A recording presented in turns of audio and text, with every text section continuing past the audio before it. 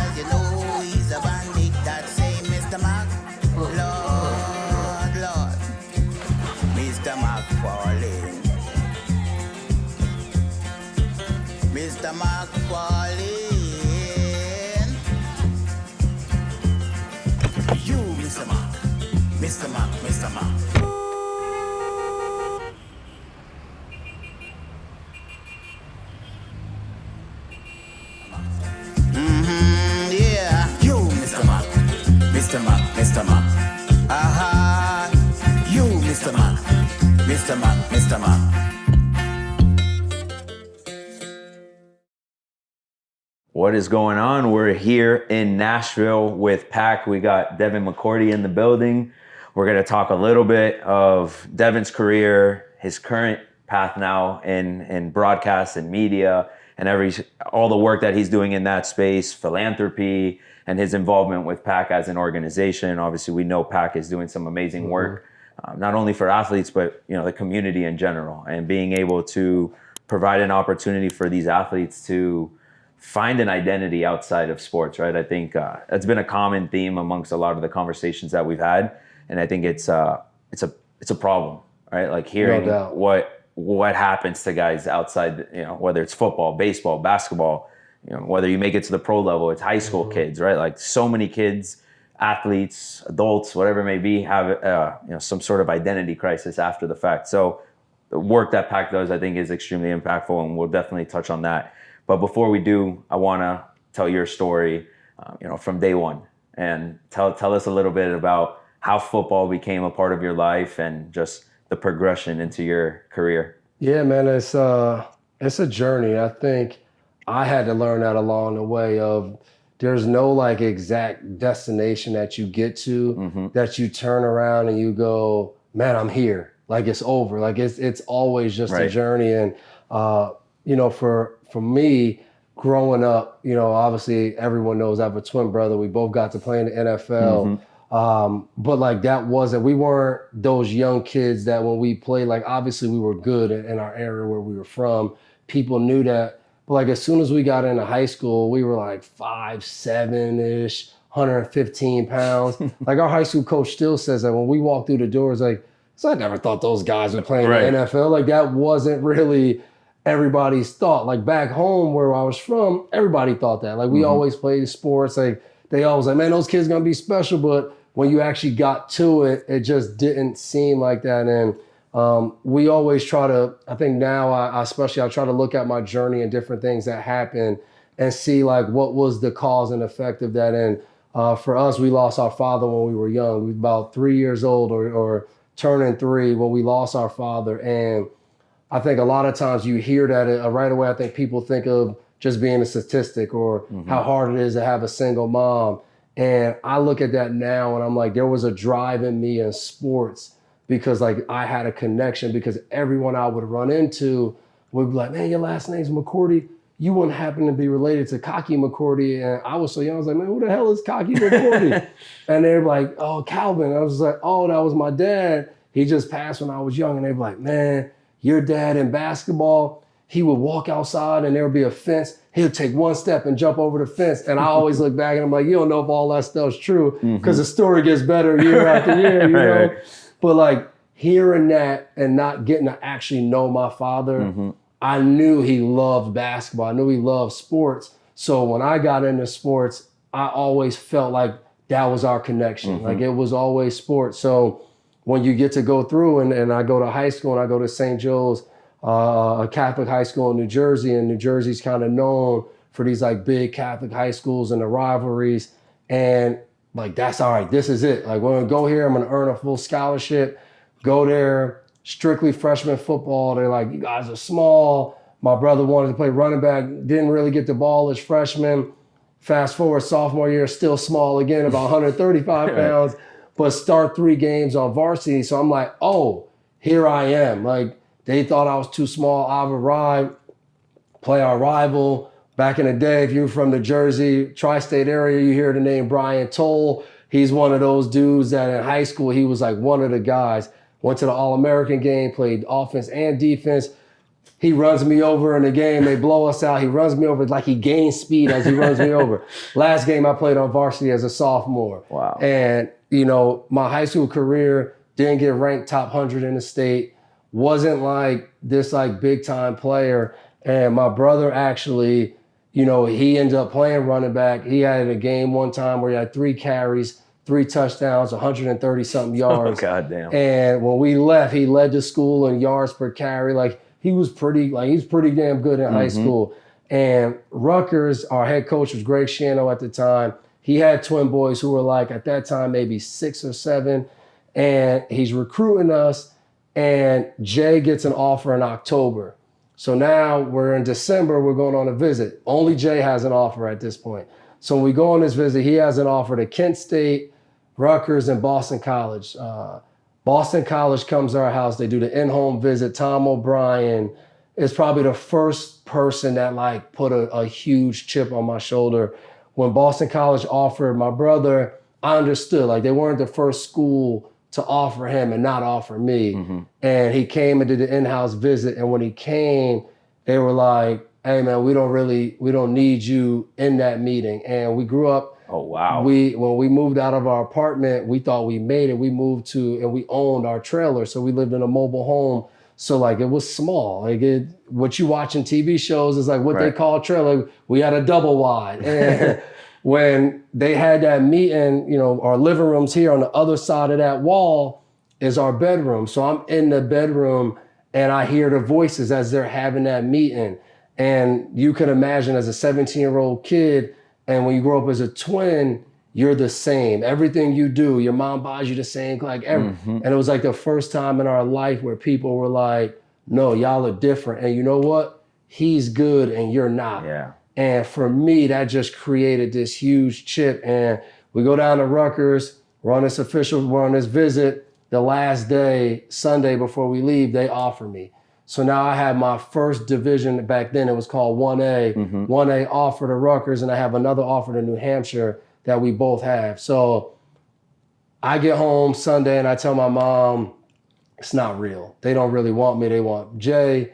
I don't want to go there. And my mom's like, hey, sometimes that's how it works out. Like you don't always get to pick how or why, but if you get an opportunity, that's your opportunity to show why. And Monday morning, I call coach hey, I'm coming. I'm committing to school. And Jay's going to Boston College this next weekend. So he goes and he does his visit. And we found out now 2 years ago of when I made that call. It was actually Monday night. I made that call. Coach Shiano calls the coach that recruited us on staff, Darren Rizzi, and basically he's cursing him out because the only reason they offered me is because I found this out later. My mom told Shiano the only way you get Jason is if you offer both. They're a package deal. No way. Never wanted my mom to do that. Of course she not. She did that. And you found that out 2 years ago? I found that out 2 years ago. My brother called a game for the Saints, and Darren Rizzi was their special teams coach. Mm-hmm. They went out to dinner, and he was telling them how the head coach called him, cursing him out like, you got the wrong brother. That's not the one we wanted. And my brother ended up committing the next weekend after he went on his visit. So we both ended up going to Rutgers, but there was no plan for me to actually like be a part of it. Play, again, if you're into sports and you know sports, we go there. He's number 25, I'm number 39. Right. He's the third string corner. I'm the seventh or eighth string safety. Like I'm in the back of the room. Mm-hmm. And I felt that. Like as soon as I got there, I was like, oh, okay, like I'm not supposed to really be here. Training camp, they would have two groups going at once. I'll be on that end where nobody's watching. You don't watch the film of that. So like that, the Boston College, getting to Rutgers, like that built up for me of, all right, like it's time to go. Like I'm going to prove. So winter breaks, summer breaks, like we would go home for a weekend and we go right back to school and I would work out, I would train, and I get drafted. I end up, again, we're going to be honest here, I end up being better than my brother. So Shiano recruiting is not your thing because you didn't figure that out. Didn't get it right. Yep. I was better than him at Rutgers. So he was a 6th-round draft pick in 2009. 2010, I was a 1st-round draft pick. Yep. So like we talk about that I made it moment. I'm like, man, and I used to tell my brother and his now wife when they were dating in college, I was just like, man, I'm going to shock the world. Like my goal was to be a 1st or 2nd-round pick. And I would always say that to them, and they'd be like, this guy, like, what are you talking about? Always talking. And when I did it, I was just like, man, like, I wanted to do something like this, and I did it. Like, I finally arrived. I'm going to get respect. People know. Mm-hmm. And my first time getting to New England, and I do the introductory press conference, first question is, are you aware that you're an unpopular pick? People feel like they drafted a special teams player in the 1st round. That's crazy. And that right there was like a reminder of, yo, you didn't make anything. Like no one thinks you're great now. Like that same little 17-year-old that was doubted, like now he's just 23 or 24, and that same doubt is there. And that sprung my career in the NFL of going to the Pro Bowl and being 2nd team All-Pro as a rookie. And the coolest thing was I had a strength and conditioning coach, which for me was an unbelievable honor. He coached the Cowboys in the 90s when they won their Super Bowls, part of the Patriots when they won their Super Bowls in the early 2000s. And when I got voted to the Pro Bowl as a rookie, he comes up to me, and he hated rookies. He would be so mean to rookies. And he was like, name was Mike Boise. He was like, I've had one other rookie Pro Bowler. He said, you know who that is? I'm like, nah. He was like, Emmitt Smith. If you stay on that path, like that's what the path you're going on. I was a Cowboys fan. I was a huge Emmitt Smith fan growing up. And that moment for me was like, all right, like don't ever get off this course. Whatever you're doing that got you here, stay on this to continue to move forward because people notice it and it's working. And, the rest is history of what I was able to do there in New England, playing with, greats, being coached by the greatest of all time, playing with Tom.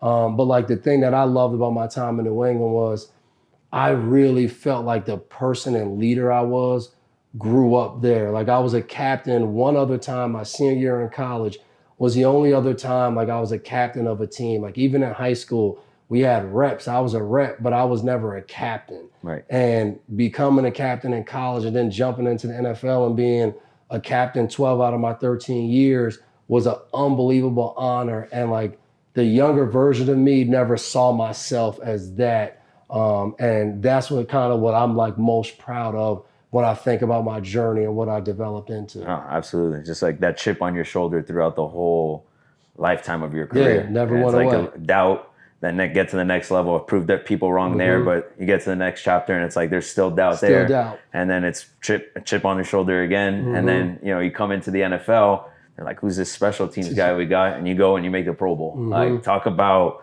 just proving everyone wrong at all times. But I want to go back to, what happened with your father, right? You hear a lot about like the importance of having like a father figure in your life.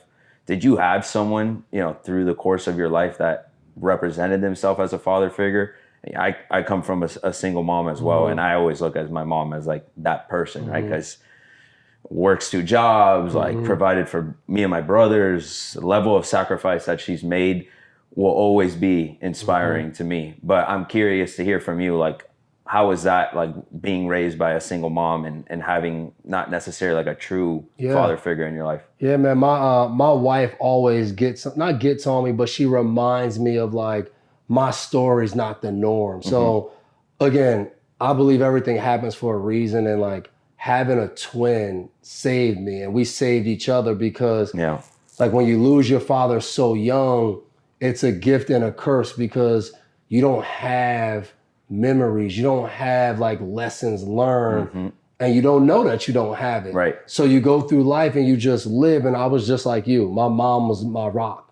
Like she was whatever you needed, she did. She was a pit bull. Like she was hard on you. Like she was a disciplinarian, like smack you, do whatever she needed to do. Right. Nowadays you can't do that kind of stuff probably. But like she raised, I have an older brother who's 15 years older. Oh, okay. She raised 3 boys solo. So like she understood, I got to make sure they're in line before they're bigger than me. Yeah. And that like there was no holds bar on what she would do to make sure. So me and my brother did the opposite of what was around us. So, we had different male figures that none of them did or presented themselves as the things that I wanted out of life. At a young age, I kind of realized that. So it was like, okay, opposite. All right, they do this that way. I'm not doing that. Right. All right, that's what they decide to do. I'm not doing that. So like what it created was kind of wild and big dreams of, man, like I don't want to just get a job and go to work every day. Like, why can't I go to school and play football? Why can't? So a lot of that was like, why not? And I still remember in high school, our accountant teacher going over the odds of making it, and like everybody walking out of that classroom being like, damn. And I remember like me and my brother looking at each other and was like, damn, he said 3%. Like, shit, why can't we be a part of the 3%?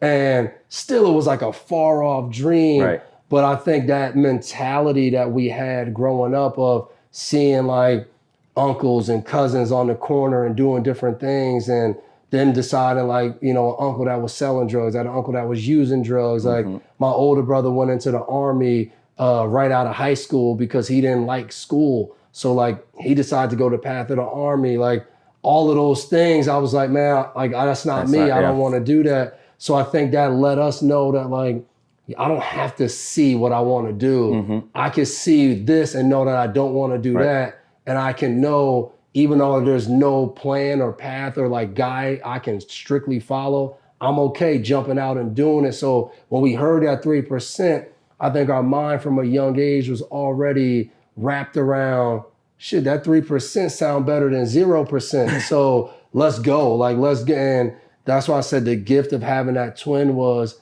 we pushed each other. If I started going this way, he grabbed me. Nah, we're not doing that. And we're so hard on each other. We'll challenge each other in everything, whether it's sports, whether it's fatherhood, whether it's being a husband. Like we'll always challenge each other to make sure we stay sharp, because there's that kind of like true love and bond that like, as much as I might hate this person and what they're saying to me, I know deep down they want the best for me. Yeah, no, that's a damn fact. I'm like thinking of me and my brothers like through that whole process, and it's like, yeah, my mom was my rock, but like there's a deeper level of and a you relationship. don't know if you're as close if you do have that father figure. And it's not that you didn't want it. Right. Like we both wanted it. We're both dads now, and we like I feel that when I'm with my kids. But I also know like without that, it forced us to lean on each other a lot. Oh yeah. And it's impacted us and made our relation what it is now. You guys went through that challenge together, you know? So like now it's like, we're in this together, so we're going to get out of this together. Exactly. And you also bring up something that I think is interesting, right? Like people talk about you can learn what to do, right? And there's value in learning, you know, the right things to do, but there's a ton of value of learning the things not to do, right? And like, this is the type of person I don't want to be. Might not be ideal, but like you could work with that. Exactly, you know? exactly. And you learn from, okay, well, at least I know what I don't want to do, right? Yep. So at least you're checking off those Get boxes. That out of here, Get that out, and now it's like, all right, now I've shrunk my level of vision into, all right, this is the path I'm going to go. That 3%. Really might feel like 80% to you, you know? It's like, yeah, to you, that 3% feels tiny, but to me, that 3% is just enough of the percent that allows me to believe that I can do it. Yep. Hell yeah. No doubt. So now, you know, you're in your career, right? You had that extremely successful NFL career. Your brother as well got to finish your career with him. But talk to me a little bit about what that was like being able, like in the final chapter of your career, being able to share that with your brother. Yeah, man. I had finished year 8, so I'm in year 9. He's going in year 10. So it had been flirted with a couple times of when I first was a free agent of possibly going down to Tennessee when he was in Tennessee. Had conversations with them when I was a free agent. Then that was 2015 season. Then the trade deadline of that year, my coach came up to me like, man, there's a rumor that like we might trade to get your brother. And I'm like, damn, don't say that. Like, don't do that. Like now, you know what I mean? Like if you're gonna say it, you gotta make it happen. Tell me when it's at the goal line. Like, and fast forward now, we get to 2018. Like we've given up on that thought. Like even the next times that we were free agents, it wasn't like, man, like we gotta try to. It was just, man, our careers are already. Like you got to go make your money. I got to make my, like we got to do what's best. And 2007, going into 2017 season, Tennessee, again, my brother loves Nashville, loves the Titans organization, and they drafted him, gave him a shot. Tennessee screwed him. And he went into the last year of his deal, supposed to make a certain amount of money. Our agent reached out, was like, hey, we know Jay's on the books for X amount of money. Is there something we could do? What are you guys thinking? We want him. He's going to be here a week and a half before the draft. They're like, hey, we need you to take a pay cut. We need you to go from $7 million down to 1.7. And you're going to be our 5th corner. So you're going to have to fight to make the team. So he was like, all right, so I started this year. You're going to bump me to 5. I'm going to be in year 10 and you're going to bring in all young guys. You're going to cut me 100%. at the end of training camp. So no, like, just cut me now. And I've always hated that story because like when it hits, Jason McCourty released because he refuses to take a pay cut with none of the actual details of he told him to cut me because they said, I'm going to basically cut you later. Right, like, exactly. That's the way the game is. But so he decides like, all right, I'm in limbo now. Once you get released a week before the draft, nobody signs you because they want to go through the draft. Right. So then Cleveland comes and they're like, hey, we want to give you a 2-year deal. And I'm like, my boy, don't go over there. Don't go to Cleveland. Like, don't go over there. Everybody knows. Yeah. And he was like, what do you want me to do? I got 3 kids. We need to find a school. We need to find a place to live. Like, I can't keep waiting. And I'm like, bro, I hear all that. Yeah. Don't go to Just Cleveland. Don't do Cleveland. You'll figure it out. Signs of Cleveland. And again, rough time, has his 3rd child. She has every food allergy known to man. New city, him and his wife are going through it. Just a tough year off the field. On the field, he's feeling healthy, has a heck of a year on the field. End of the year, they go 0-16. 0-16, don't win a game. I go, bro, can't go back. No. Whatever you need to do. And I'm more of the outspoken one. He's more the reserved one usually. And he does an interview at the end of the year and he's like, we're not an 0-16 team. Everybody keeps talking about the talent. It's not the talent. It starts at the top. We're bad at the top. Ownership, exec. And I was like, yes, bro, that will get you cut. That's what you need to do. And probably like maybe a month and a half later, he gets the call from the GM. Hey, we appreciate you. You're a true professional. The way you came to work, but we gotta let you go. We're gonna release you. And he FaceTimes me and tells me that, and I'm like, all right, hold on. Like, this is the moment now. Exactly. It's now. So I text Brian Flores, B Flo at the time was our defensive coordinator going into the 2018 season. I'm like, hey, Jay's about to get released. Like, we got to get on it. And we were missing that veteran kind of player the year before when we lost to the Eagles in the Super Bowl. And he's like, all right, I said, yo, should I just talk to Bill Belichick? And he's like, yeah. So I text Bill, hey, Bill, Jay's going to get released. 2 McCourtys are better than 1. No response. 45 minutes to an hour go by. I go, shit, I guess 2 McCourtys ain't better than 1. Bill calls me and he goes, the transaction, they didn't put it through yet. The news just broke. We called down there. We're just going to trade for him since he has a year left on his deal. We're going to trade for him. Oh, wow. He's going to be on the Patriots. So I FaceTime him. I'm like, yo, he's like, what's up? I was like, hey, welcome to the team. And he's like, bro, what the hell are you talking about? Nobody's talked to him. Our agent doesn't know. Nobody knows. I'm like, bro, we're about to trade for you. He's like, bro, shut up. I'm like, welcome to the team. We're trading for you. His wife's in the background like, that's bullshit. We don't want to get traded. We want to negotiate our contract. And I loved it because I was like, this is the genius of Bill who like knew he played well the year before, but was like, we're going to get him on this deal. Yep. And True. We get him. And I mean, honestly, the best 3 years of my career, we win the Super Bowl year 1. Mom has 1 game to go to all year. When we win a Super Bowl against the Rams in Atlanta, my mom's on the field doing angels and confetti. At that time, I had 2 of my 3 kids. He had all 3 of his kids. We did the NFL Network set after the game with, his youngest daughter, my oldest daughter, holding him on the set with us. It was just like an unbelievable time. Wow. Led into what we ended up doing later in life. We started our podcast in 2018 when he came, double coverage with the McCourty twins. So like everything kind of took off for us with that. And it was just awesome. Like every Friday we would go to each other's house. We carpool to the game. Like we were just living the 10-year-old kids who played football, who used to go outside before games and would go over our plays. We'd throw to each other. We'd be doing toss sweeps, going over our plays.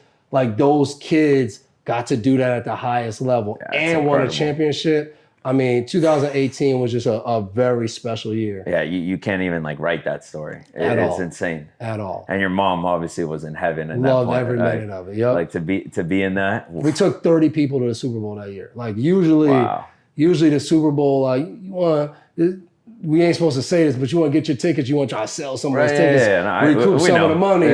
And we go, and I'm like, now this is my 5th Super Bowl appearance. So I'm like, Jay, this is how we gonna do it. He's like, nah, bro, whoever wanna go, they can go. I go, hey man, like that ain't how this works. Like whoever wanna go, we gonna lose a lot of money. Yeah. And like, it was so cool because I was like, you know what, you're right. Like this is a moment in time. That's how man, we had friends, like family, friends, like college buddies, high school buddies, all went out to the game, which was, unbelievable time. That's sick. That's sick. You brought up B-Flow. I'm actually curious to hear your perspective on B-Flow. He's obviously had, he got his head coaching stint, with Miami. Obviously, those things didn't work out there, and there was a lot of dynamics, I guess you could say, during his era there. But like, what's your perspective on him? Like, if you got to be with him, he has mixed reputations out there in the league, but would love to hear what your kind of perspective is on him. Yeah, man, I'm huge on like who you present yourself to me and who I see you from whatever amount of time I get to spend with you.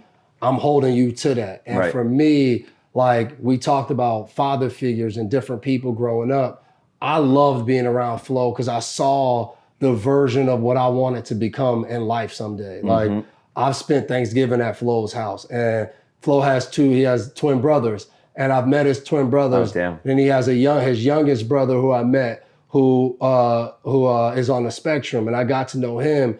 And every time I would talk to Flo, he'd be like, yo, Chris is still talking about you. Of just hanging out with his brother, Chris, and his wife, Jenny, of having players in that space and living that. And Flo's not much older than me. And for me, it was just like, all right, man, here's a minority guy in coaching with a wife and kids, family oriented, doing it. And we had a really like special relationship for the standpoint of I was a corner and I got moved to safety, and he was doing special teams and he came over to defense and he was a safety, and our group was just special when he coached us. We had veteran players, Pat Chung, Deron Harmon, myself, and we all got along well, and Flo changed some of the ways we did things. We only met as a unit, no individual meetings. He was big on, if I talk to you, I want everybody to hear what I'm saying so nothing gets changed or this person said that. Like, I want everyone to know what your role is, and what we expect.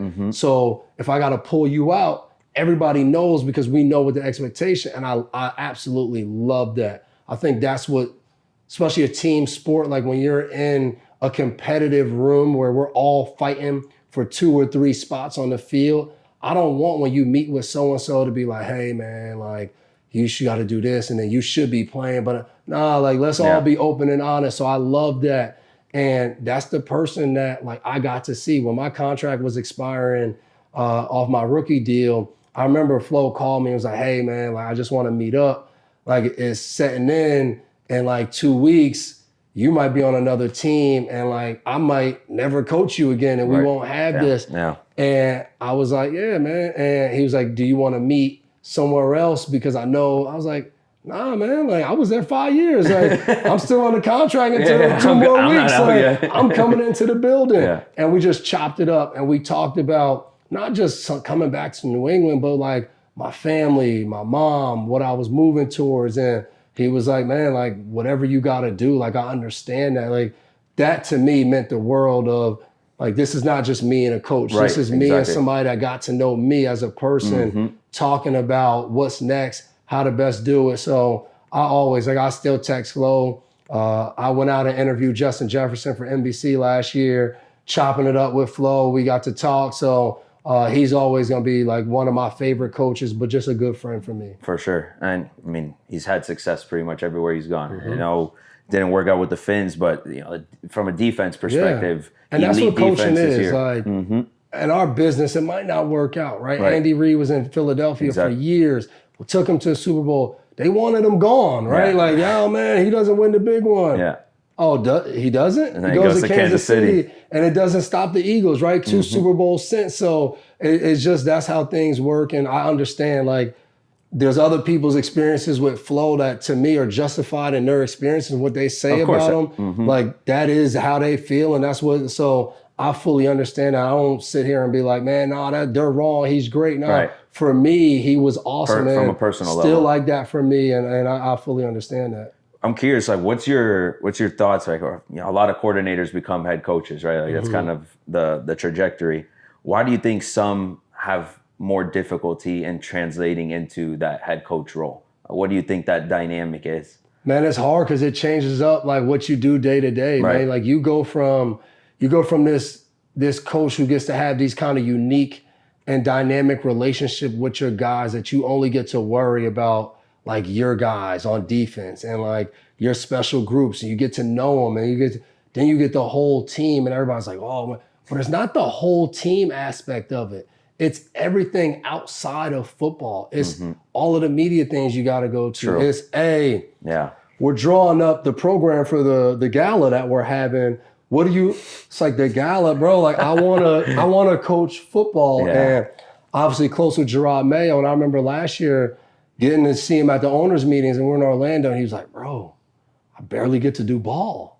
Like I'm staying up late to watch film because every time I'm getting dragged into something else. I'm getting pulled here. Yo, the organization is going over this. Like, we need you here. We need your input there. So I think that's the biggest transition for all of these coaches. And depending on where you're at, you might not get pulled up into some of those meetings that your head coach is in and going through, which I thought was unique, where I think Ben Johnson and Aaron Glenn kind of talked about Dan Campbell mentoring them in a way of like, look, this is how this is going to be. Hey, check this out, kind of giving them an inside look. And so much is fixated on you winning right now. They're like, sometimes head coaches don't have time to like mentor that coordinator because like 100%. You're so focused on winning. So I think that's the hardest aspect of taking care of everything outside of football when like a lot of those guys, man, they just want to coach ball. Yeah. They want to win. And there's so many other things. And I think that's why you need to make sure you get leaders of men and of people and organizations. Like, and we get so used to saying leaders of men, but nowadays it's not. It's leaders of people. You have women all throughout sports. And I think we've seen that's good for sports. Like we need more women, we need more input on how to run things, how to do things a better way. So I think that's extremely hard from my experience of playing and then now being in the media aspect of getting to go to teams and talk to coaches and talk and see different lenses.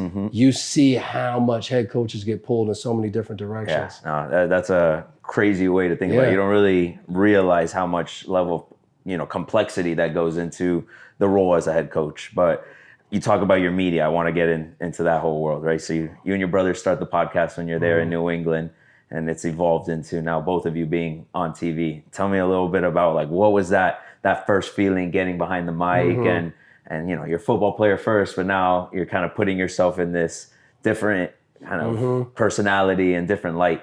Yeah, man, I gotta give my brother the flowers. Like he jump started it. Even with our podcast, like we're different in how we do things. Like both as players knew a lot about what was going on because I played safety more. I felt in charge. Like, man, we're gonna do this, that, blah, blah. And Jay was, because he was a corner, he would know everything, but you get used to checking with your safety because they got the view. TV kind of world, Jay wants to dot every I, cross every T. He wants to have pages of notes. And I'm like, hey, bro, like, I'm all with preparation. I was in the New England tree. Like, it's all about preparation, but I'm like, you doing too much. Like, we gotta be ready. So, like, when we did our podcast, he would do a lot of, like, yo, did you jump in to run a show and add stuff? I was like, nah, I checked it out, but, like, we good. But you didn't add anything. And I'm like, yo, don't worry, we're good. So we always had that kind of, like, back and forth. I get it. And he retires a year before me and goes into the unknown. And we have both went to the NFL broadcast boot camp. He got rated higher. Like all the NFL network or NFL people were like, Jay was the highest rated. I think they give him a little edge because he went and worked for NFL Network. Gotcha. So he hit the double whammy, but they love him over there. So they always talk about how great he is. And it all stemmed from when we did the radio, calling the game on the radio. I went first. So the mistake I made, I text him like, hey, don't do this, don't do that, and you'll crush it. So his was better than mine because I gave him the feedback. Of course, yeah, you've done it. But then when he goes to Good Morning Football and, his first auditions, I'm in LA. So the time difference, I'm waking up early, I'm watching it because like, this is new now. Right. I know I'm going back to football, but I'm watching my brother like make this scary transition that we've been dreading since day one, and they tell you about it. And he does it, and I'm like, man, that's all right. Like, and I remember watching later in the season, and I'm like, okay, like, he getting better at this. And I remember FaceTiming him while he was in London, and they were in London for the week doing the show. And I was just like, hey, bro, like, how you doing? Like, we all talk about this, and we're in a ton of group chats together. But I'm checking to really see how are you doing. Now it's been some time. You could actually miss being out there. I'm still out there. You're watching. And he just tours me of the room. He's in this big suite in London. He was like, I'm living life. Like, this is awesome. And that hit me hard because I was like, we were struggling in New England a little bit. The seasons weren't going the way it used to be. And I felt like I was turning into the point where I was just holding on and seeing him and being like, okay, like he's killing this. And then, well, in March when I retired, right before I retired, I did the show with him for a week. They allowed me to come on and host for a week. Oh, that's cool. And that's when I was just like, oh shit, he's good. Like we're in there and we're going and he's laying out to go into the breaks and he's jumping on the teleprompter. He's reading the teleprompter and we come, and I'm like, oh, like, yo, you've been working on your craft. And that for me as a brother was so cool to see this guy who did something just like me for 13 years, all in. That's what everything's about. And now he's running his own segment where he's got the teleprompter moving and he's doing all of these different things. And I'm like, yo, man, he's really crushing this. This is awesome to see. And that inspired me more than anything. And that's when I knew that year, I was like, man, I'm done. I want to get into this too. I'm watching him. He loves it. I think I'll love it too. And as we get into the next topic of like when I retired, my last year during the bye week, I went to CBS NFL Today. Didn't ask the Patriots for permission. I said, I'm going to ask for forgiveness later. Oh, wow. Because you realize once you get older and you got more retired friends than current playing friends is once it's over, it's over. Like there is no tapping back into the team. Like you're on your own. The team's still worried about winning with their new players. Of course, yeah. So I said, I think I might want to do this. I got to just go. So I did that. Season ended. I went back to NFL Today. I went to NFL Network and did 2 days, Saturday and Sunday, with NFL Network on their playoff coverage. Then I went and auditioned for Fox.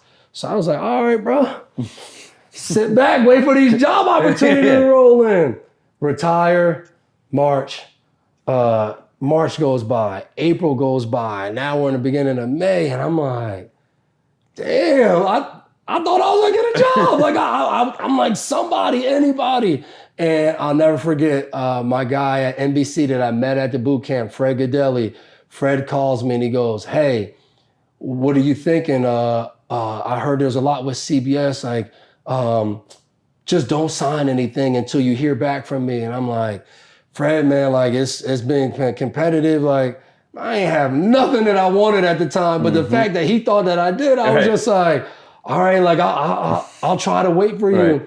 And I get off and I tell my wife, I'm like, man, NBC called and I did an audition. I had an interview with NBC. They were starting their Big Ten coverage, a traveling road joint. And I was just like, it's not ideal. Like we got young kids. I'll be traveling every weekend. I said, but NBC, like I would take this. And I get a call from my agent and he was like, hey, we got an interview. I was going to New York to do CBS Sports. They were doing a draft preview. I went, and this was the second year I was doing this. So I went to do it, and he was like, before you leave, we're gonna go to New York City, and you're gonna go meet with the executive producer at NBC Sports, Sam Flood. And I'm like, okay, like what's this about? He was like, they said maybe NFL. And I'm like, but they only have Sunday Night Football, Football Night in America, the pregame. Man, we go, supposed to have an hour lunch. It goes for 2 hours. And a week later, jump on a Zoom and they're like, we want to offer you the job at Football Night in America. Wow. And we want to add your chair because we think you can add to our show. And I'm like, oh, okay. They're like, so, and I love Sam. And he's like, we're the #1 rated. He's selling me. I'm on the other end like, Sam, you ain't got to sell. You ain't got to sell me. Send the contract over. Where do I sign? Where do I sign, man? And it's been unbelievable. That's because awesome. I just didn't imagine straight out I was going to that. And my wife will tell you, it was some of the hardest parts of our marriage was we were still living up in Massachusetts, got the job, had the Hall of Fame game in August. Like there's no like training, like summit you go to, like just throw you in. You just go in. So my anxiety's building up. We're packing up our house in Foxborough. We sold it. Wow. We got to go back to Jersey. But our house in Jersey that we're moving back into, we're actually building a house around the corner. So we had all of these things going on. And my wife's a rock star because she does all that. I'm not big into like, I don't care about a lot of like how like man we did well in life and we got a house. I grew up in an apartment in a mobile home. Yeah, like we got this big old house. Like whatever you do is gonna be fine by me. Like so I'm not as into it. But I'm now freaking out because I'm like I gotta worry about this damn job. I don't want to mess it up. So it was just so much like back and forth and stress. And I still remember I go out to camp and I do well that first time out. And I'm just like so excited. I take a shot at Jay, opening like my opening thing, like welcome Devin McCourty, Football Night in America. I was like, man, we're at the Hall of Fame game. My brother, when he was a 6th-round draft pick, so he played a lot of snaps in this game back then because he wasn't that good. And just the rush I got, I walked away. And the next day I had to go to New England. I went to one of their practices and I was talking to Bill and I was just like, man, that rush was so cool. And I didn't think I would ever get that again from playing and doing what I did as a player. And I was just like, I really like this. I think I'm going to do this for a long time. That feeling was a stamp of like, hey man, you made the right decision retiring, because you never know when you first retire. Right. Yeah. And we can circle back to that kind of component of like post-retirement and post-career. But when did it hit you that you're like, damn, now I'm a TV guy? Like, when was it? Was it like that first moment you're like, you see the kid? Because it's like you got the cameras, you know, you got the lights, you got all these things mic'd up. You know, that stuff didn't bother me as much. Like, that was cool. My realest moment of like, man, like you're really just TV guy now was this year. Gerard Mayo gets fired, and him and Matthew Slater are like two of my closest friends that I played with, and I got to go and talk about it now. And the Crafts, I played up there for 13 years. I got to know the Crafts really well. They invested in like sickle cell and different things like that through what I was doing with sickle cell and my campaign. And I'm like, now I got to go talk about these kind of like, they fired him and like this is, and going and talking about that and talking to the producers before we go on air to try to, and like I'm texting them, hey, tell me if there's anything that is important to y'all. Just got fired. And I'm texting about TV and it's just like, that was the first time where I was just like, man, like this is the one thing that I was like dreading doing, of feeling like, man, you're in it. But also I always look at it as like, I want to be an advocate to what most fans sit and they think about of like, man, fire him. They didn't win. Of like, nah, this is a human being. Exactly. This is a guy with a family. This is a guy just like how anybody else gets fired from their job, how much that sucks. It's the same thing here. It sucks. I'm not telling you to feel bad. They make a lot of money. Of course. I'm just telling you to like, hey, just think about that before you make any crazy comment or anything like that. So as much as and as hard as that was, I also felt in that moment, I want to be in this seat. I want to be able to talk about that. I want to be able to give insight into these things because I think I'm in a position where I can do that.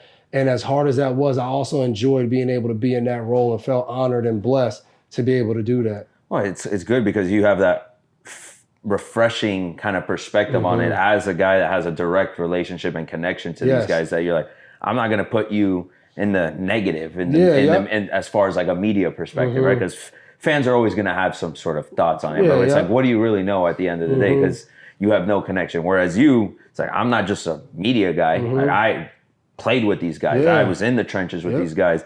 I'm going to make sure that I understand what the fans want to hear and what, you know, TV viewers want to hear, but I'm also going to protect my guy. Inside. That's what I've learned is so cool about now. As a media member, I'm a former player, a huge fan, and like I'm an advocate. I put all of those things together because when I retired and I got into this, my fandom came back. Like I was so used to as a player being like, man, I hope Buffalo always loses. I hope the Jets always lose. And I hope the Dolphins always lose. No matter who they play, I want them to lose. So like, I don't like anybody on Buffalo, Jets, and like I don't like anybody in Pittsburgh. I don't like anybody in Baltimore. Like you become that because you know they're stopping you from getting to the Super Bowl. Like we were always in that position to get a game away from the Super Bowl or in the Super Bowl. So I always wanted them to do poorly so we could get in the Super Bowl. And then when I was done, I'm like, man, Kyle Hamilton in Baltimore, it's a bad boy. This is, I fell back in love with just the game of football, which is super authentic. So when I go and talk, sometimes if I'm on TV and I get to talk about a player or a play or a coach, I'm a fan talking to you because like not every player I talk about is a friend of mine or I've gotten to know. I'm telling you, I'm turning on the film and I'm like, oh, this dude is I love this. And I hope when I'm doing that, people are, man, he loves the game. I can hear it shows for sure. So it shows. That's the part I love, that you get to put on all these different hats and talk about football. No, that's sick. That's sick. Now, I watch you on TV on NBC all the time, and you could tell like there's just a different caliber coming from like a person from you. Not to take anything away from other guys on TV, but it's like just this level of understanding, right? Like me as a fan, I'm listening in with the intent of like, I want to learn too, you know? I don't want to just be entertained. Like I want to learn. Like obviously there's importance to entertainment, right? But there's also a ton of value in being able to sit down and digest and like, let me learn something here. Every time we go on TV, the top guys at NBC, they go, teach me something entertain me. Don't just teach me something without entertainment. And don't just entertain me. Like, that's all they tell us. And it is, like you said that, it's a fine line. And when somebody hits it in our world, the people we watch, and we talked about it before we jumped on, it's TNT, it's Shaq, it's Kenny, it's Barkley, it's this EJ. We all want to create that because we're highly entertained and we still learn the game of basketball. That's what we're all chasing. It's sure. You look back, like when you go back to school, right? Like those teachers that were just boring. You're like, bro, I'm not learning anything right now. But that teacher that just somehow was able to make learning fun made me remember everything. Like I had a World War II class in high school. That was my favorite class. I liked history, but God damn, you can ask me anything about World War II now because he incorporated Saving Private Ryan in it. Like he was adding these elements of like Band of Brothers and then bringing it into a history lesson. I'm like, I've never been more engaged in a class like that. So it's very, very similar in that world. And coaching is the same thing. Like I tell people that all the time. Coaching's not just the X's and O's. Like, you can't just sit up there and bore people with all. Like, you got to relate to guys. You got to know where to meet them, how to bring them in. So it's a unique thing, and it's a unique gift to have when somebody has that as a teacher. Absolutely. Well, you clearly found your identity post-football, but a lot of guys struggle with that, you know, post anything, right? When you're starting that new chapter, you've devoted so much time and energy into this specific space, and then now it's taken away from you, whether that's through retirement, whether that's you don't get signed or injury or whatever that may be. What would be your level of advice for someone that's struggling to find that identity post-career? Pro athlete community. Yes, sir. Man, it is so interesting, and feel very blessed through PAC and through knowing different people. We got to have a conversation. I got to talk to Candace Parker, and I know the stories of like NFL players. And she said to me, she was like, you don't understand of like women's sports is even different. She said, we go in with the thought of we're going to have a job. We're going to have to do these different things. We don't have the NFL to bank on. Like, that's a totally different environment. And I was just like, damn. Not even a thought. Not a thought. Like, even if we play 5 years pro, we got to get a job. Like, we're not making that kind of money. And now I look and I try to tell guys that because I'm like, there's levels. But you just said it, everybody's transitioning from something in all walks of life. So I tell guys, like, for one, give yourself grace. Don't sit there and be the guy that was the person who they had to be elite in football. We had to give ourselves no grace. We had to be like, man, my step's not straight. I'm 45 degrees this. No, you need grace in this transition. I told guys the first PAC I came back and spoke to, I told guys, sometimes you wake up and everybody tells you your day needs to be full, it needs to be packed. Sometimes you need to have a day or a morning and afternoon where it's set just on you. Whatever you love to do, whatever it is to bring you back and kind of ground you and put you back in you got to have that, because we've been like this the whole time on go, do this, do that. Sometimes you gotta settle back. And the second thing I tell guys is we gotta keep just chugging along. We gotta keep shooting our shot. When you get to do football and you master it, right? Because when you think about it, you start at whatever, high school, 10 years old like I did. I did it till I was 35. Like, that's mastering a skill. You do it for that long. Yeah. So when we jump into the next thing, we're masters. I got to master whatever I do next. No, what, how? Like, that CEO, that's a billionaire, he's been trying to be that for the last 25 years. Exactly. He's been at the worst level of job ever. He's failed. Like, I've met different guys who do really well now, and they've told me, like, just downstairs today, guys saying, hey, I went public. I was worth $55 million. A year later, it all went to zero. Like, that's ultimate failure. Yeah, seriously. Still, now he's an owner in sports leagues. And he figures it out. Exactly. And I try to tell guys, man, as you give yourself grace, man, don't be scared to just keep hopping in things, keep trying them out, keep doing those things, keep failing and getting back up, because that's okay. Yeah. Like it's okay that you might retire at 29 and you're not a master at 32 of whatever you do next. Yeah. Like that's okay. I'm 37 years old and when I'm around football players, I'm like the oldest dude ever. You get in other different arenas, people are like, man, you're so young. Yeah, it's true. It's You're all so perspective. young. Look at all these things you've done. You're so young. Yeah. Like Chip always tells us that. He's like, man, I got my dream job at 37. He's like, you guys are talking about being done with work at 34, 35. Like that's not normal. Yeah. So I just try to bring that reality to guys before we ever dig into, do you want to do private equity, venture capital? Do you want, what pathway of job success do you, before we get to any of that, like let's work on you. Let's figure out what you need to do to be the right mindset going forward and what you need to do to provide for a family or whoever you have that's leaned on you throughout your career. How do you continue to be that kind of leg on the table for those people? Because I know that's important to you. Yeah. So how do we continue to be that person? Because like Teal Henderson, who's a big part of PAC, she always says it, if you try to save everybody and you drown, it doesn't help because everybody's still going to drown. So it's making sure we have the right mindset before we really go into anything else. For sure. It's like, people, I'm one of these people too. You're so focused on this like perfectionist, right? Everything's got to be perfect before I do this, right? When you do that, it'll never get done. It's like, all right, what can I do now to attack today, be the best version of myself today so that tomorrow I've set myself up for that much more success. And you just start stacking those days as days of just improvement, right? And they're not going to be perfect. They're going to be far from perfect. And you might take some steps back in that process. But as long as that steady progression is happening and you're putting the work every day, doing the things that you can control, the wins are going to start to show. But when you get stuck in that like perfectionist mindset, you start paralyzing yourself. Man, as you said that, it made me think back to 2013.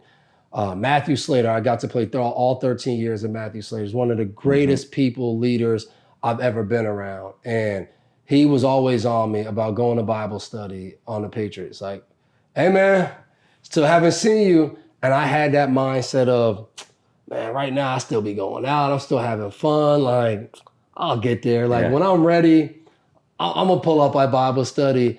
And one day in the off season, I go and one of my teammates, Nate Solder, is in there and is known, but he's talking about how he was diagnosed with cancer. And then his son ended up getting diagnosed. And he talked about that. And our chaplain came in and talked about there's no perfect time. Yeah. There's no like, oh, I'm good. I got everything figured out. And again, it's the typical story like, man, I wasn't even gonna go to chapel today. And I go and y'all talking directly to me and the impact it now has. And that for me was big because then I was chapel every week and doing all those different things. And it changed how I viewed things. And I still wasn't perfect. Like we never get to that. Yeah. But it made me now walk this line of, hey man, I'm in. Like I came here and I just gotta be better than I was the day before. And if I feel like you just said, if I slip tomorrow and I fall back 5 days and I'm like, I'm where I'm at, where I was 5 days ago. All right. I'm back to it. Okay. But it's a process. It's a journey. And that was big for me in 13 of figuring that out because I had a really rough year in 2011 and trying to climb out of that. In 2013, I got second team All Pro again as a safety now. So now this was one's like, all right, second team All Pro as a corner and as a safety. Put my name next to Ronnie Lott and Rod Woodson, which levels to this. Like they here, I'm a little lower, but the fact that like in the same sentence was like only these three players have done that. I was just like, damn, that's pretty cool. And it was just that mindset of figuring out like, man, it's okay where you're at. Now where you're at, how do you go? And I needed that at that point in my life, and it's stuck with me ever since. Oh, that's awesome. Well, before we wrap it up, I want to just get your thoughts. Obviously, you're on the board there with PAC, right? What excites you most about where PAC is heading and what the work that they're doing? What I love about PAC right now is when I got introduced to this, it was right Caleb was leaving the Dolphins, which PAC started kind of as like an NFL transition program. You go to events, it's all NFL. And now, like, we're heavy. Like, we're on pro. Like, this is pro. It's not just NFL. Right. So it's the expansion. It's now going out there and having conversations with people and talking about the WNBA, the NBA, FIFA, the NHL. It's bringing this because for so long we get stuck in our sport. Like for me in football, it was just like, these are the problems in football. And you realize like, man, these are the problems in sports. Like this is a problem in pro sports everywhere. And I just love that. And now being the board co-chair with my brother, we go and we have these conversations. Like I go and I'm having a conversation with a friend and I've gotten to know him from my time in New England. He's a billionaire. And I'm like, man, I got to get you down to one of these business combines. I got to get you talking on a panel. Your story will ignite so many different guys. And I say that now of when I tell my friend that who's a CEO, I'm telling him that because it'll help the guys. I'm also telling him that because the times we've gone to dinner, he's like, man, like it's crazy to say this, but I love when I go to hire somebody and their resume says college lacrosse, college football, college field hockey. Sure. He was like, I love seeing that. Or I love seeing, hey, I did pro soccer. She was a pro soccer player he was like, I love that. He's like, because I know what I'm getting. I know there's no sick days. I know there's no this hurts, I can't come in today. He's like, I know I'm gonna have to send that person home. So when I think about pro athlete community, I'm like, this is a two-way street now. Right. Like I'm connecting people to help our community, but our community's gonna go back and help them too. So man, it's been awesome. I didn't think I would join another board. I've been, my time in New England, I met a lot of different people that do great work in nonprofit spaces, and I volunteered and helped out on their board, and I've gotten to see what it means to be a board member. And I was like, man, I got 3 kids at home, no more boards. And when I talked to Chip and talked to Caleb, I was like, man, this is who I am. Like, I'm passionate about this. Like, I've lived it. I gotta help. I gotta help this grow. And it's been unbelievable to be with them and go to different events and have conversations, Zooms with different people as we try to grow this. Man, I'm just happy to be kind of on the floor, the cutting room floor of growing pro athlete community and everything PAC can be. 100%. And this is my second PAC event now. We did the one in Miami and now this one. You could just tell the level of selflessness that everybody involved has. Like it ain't about the individual. It's about everybody else here, and everyone is here to just, what do you need? You know, just want to pour into people. That is it. And when you have that kind of like as the backbone, like sky's the limit. And there is a need for this. And it's not, personally, I played baseball up until high school, tore my rotator cuff, and I was like, I'm done. Like, what am I gonna do here, right? But I struggled with identity. And all my boys that I played at high school baseball with and sports with all struggled with it. And they still, to this day, are like sports is all they know, so they feel like they got to do something in sports, where it's like, I get it. Like, you're passionate about it, you lived it, you breathed it, but you might have a bigger purpose than that, right? And that was your avenue to get out. You don't got to be so stuck in it. And it comes to like what you were mentioning, like just go try different things, go experience stuff, see what it is that you don't like, see what it is that you do like. You don't know. And from there, you can at least start figuring things out. I look back at my journey. I'm very grateful for taking that leap of faith, right? Like I got my degree in exercise science out of college, kind of was following that path of like, I did sports, I got to stay in sports. And I'm still around sports, but like in my way, you know, the way that I feel like this is what I was meant to do, what I was called to do, like share stories, be kind of a voice of reason, provide a positive message to people. But it took some deep soul searching to figure that out. And exactly what you just said is what I want all the former players to think about. Right. Like, it took soul searching. It took time. I did this because I thought that, and then I was here, and that's your journey. That's going to be your testimony someday. Exactly. When you get up there, you're going to go and you're going to speak it. You're going to tell people. And I've been big on. Me and my wife, we went through a really challenging time. We lost our third child. Would have been our third child. We lost our daughter. It was a stillborn. And when I was in the middle of that. And it was crazy because that happened. We found out the 23rd. So my wife had to give birth to her on the 24th. The 25th was George Floyd. This is all 2020. And we're all in a hospital room. And all this happens. So like when I get the news, we're all on Zooms and stuff with our team. I wasn't in the mental space to be like, man, I'm gonna call coach and tell him I'm not gonna be on because we're dealing with this. Yeah.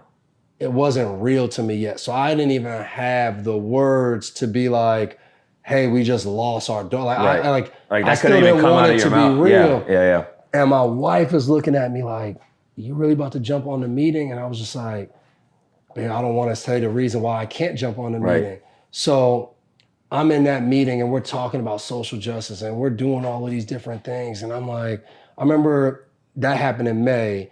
And we get to like June, July time, and I'm listening to a pastor, this dude, Charlie Dates out of Chicago. He had lost his mom and he had took time away and he came back and he said, what I learned was I had to pick up my tears, and doesn't mean I'm over it. You never get over this. You just pick up your tears and you carry them with you. And whenever you need to cry about something, you let it rip and you just go from there.